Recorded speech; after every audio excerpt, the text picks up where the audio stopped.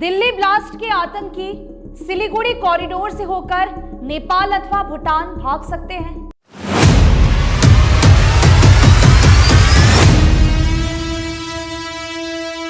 नमस्कार, आप देख रहे हैं खबर समय और मैं आपके साथ रेयांशी।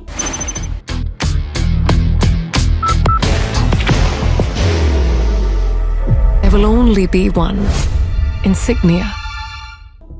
इस समय सिलीगुड़ी के नजदीक भारत नेपाल सीमा पानीटंकी और भारत भूटान सीमा जयगांव पर फौजी हलचल बढ़ गई है। सीमा सुरक्षा बल के साथ ही केंद्रीय जवान और विशेष बल तैनात कर दिए गए हैं।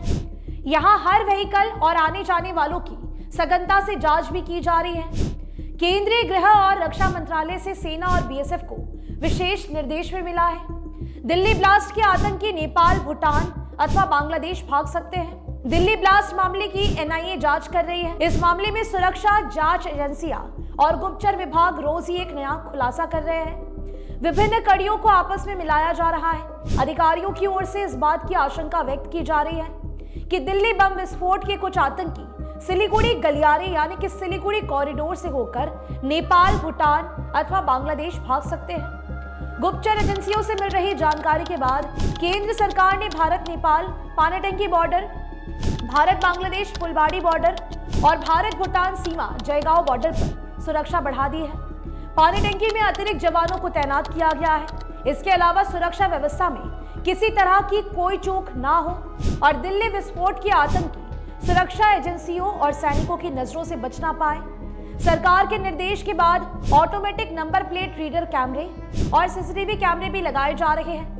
सीमा सुरक्षा बल के जवान सीमा पर विशेष रूप से निगरानी रख रहे हैं। वास्तव में ऑटोमेटिक नंबर प्लेट रीडर कैमरे एक खास तकनीक है। ये इस तरह के कैमरे स्वचालित रूप से वाहनों के नंबर प्लेट को स्कैन करते हैं और तुरंत इसकी पूरी जानकारी कंट्रोल रूम तक पहुंचा देते हैं।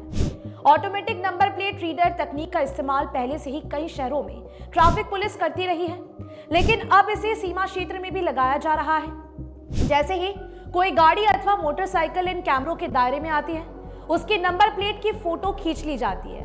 एसएसबी के उत्तर बंगाल फ्रंटियर के आईजी वंदना सक्सेना के अनुसार दिल्ली विस्फोट के बाद सरकार किसी भी तरह आतंकियों को ढूंढ निकालना चाहती है।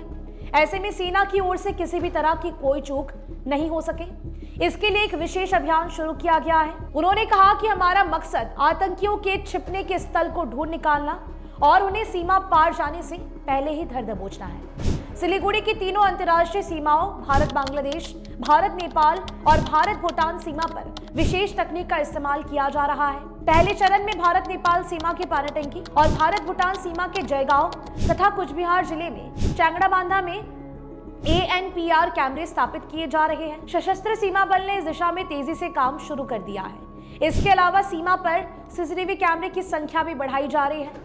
बता दें कि पश्चिम बंगाल में एसएसबी के अधीन कुल 546.6 किलोमीटर सीमा है। उनमें से सिलीगुड़ी फ्रंटियर के तहत 284 किलोमीटर आता है, जो बेहद ही संवेदनशील है। इस बात की आशंका व्यक्त की जा रही है कि आतंकी नेपाल अथवा भूटान या बांग्लादेश की खुली सीमा का फायदा उठाकर भाग सकते हैं या फिर सीमा पार से यहां आतंकियों का कोई नया साथी आ सकता है।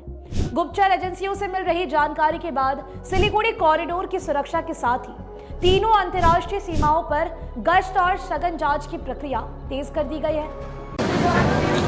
बाहर की भागदौड़ अब नहीं तोड़ेगा आपके घर का सुकून। SBM गोल्ड UPVC विंडोज, आपके घर का सुकून। एसएसबी सूत्रों ने बताया कि अब तक मैनुअल निगरानी पर ज्यादा जोर था, लेकिन दिल्ली विस्फोट के बाद केंद्र ने साफ कर दिया है कि दिल्ली विस्फोट के आतंकी अगर पाताल में भी छिपे होंगे तो उन्हें ढूंढ निकालना है। इसके लिए सुरक्षा एजेंसियां तकनीकी निगरानी को प्राथमिकता दे रही हैं। जिस तरह से सिलीगुड़ी के सीमावर्ती इलाकों में सुरक्षा व्यवस्था और सीमा पर उच्च तकनीकी तलाशी अभियान शुरू कर दिया गया है। अगर दिल्ली विस्फोट के आतंकी सिलीगुड़ी कॉरिडोर में छिपे होंगे तथा नेपाल, भूटान या बांग्लादेश भागने की फिराक में होंगे तो निश्चित रूप से वे पकड़े ही जाएंगे।